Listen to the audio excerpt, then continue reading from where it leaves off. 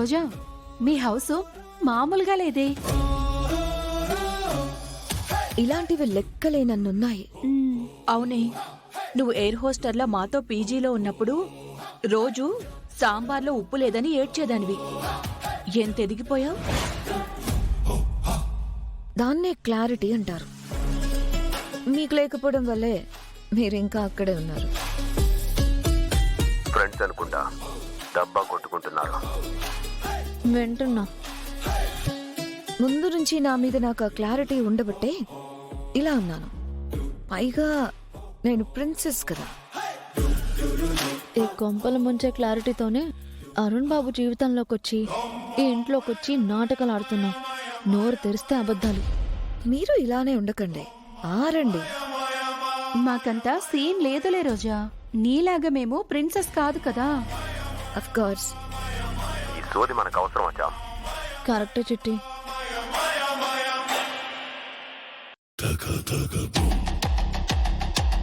వాడితే అగ్రిమెంట్ ని అతిక్రమించినట్టే అవుతుంది.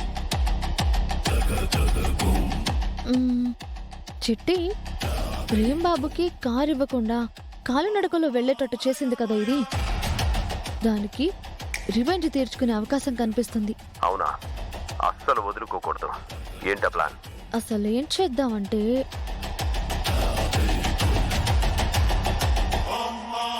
ఏమంటావ్?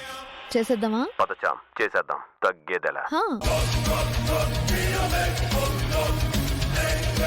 ఇంకేంటి సంగతులు? నీ అపాయింట్మెంట్ దొరకడం, నీతో ఇలా కూర్చోవడమే పెద్ద విషయం. ఇంకేముంటాయి? మీరు భోజనం చేసి వెళ్ళాలి. ప్రిన్సెస్ తో కూర్చుని తినడం కన్నా అదృష్టం ఉంటుందా? అంతే కదే. తీసుకోండి మేడం.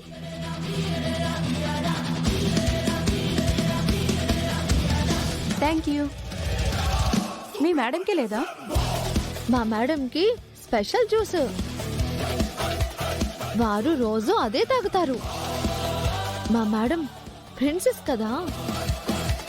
పర్లేదే, ఇది రోజు నాకు కొంచెం ఎలివేషన్ ఇస్తుంది. అంతే కదా అమ్మగారు. నా సర్వెంట్ కి నేనేం తాగుతానో తెలుసు. తూచా తప్పకుండా పాటిస్తుంది. అవునండి, ఇంతకే ఆ స్పెషల్ జ్యూస్ ఏది?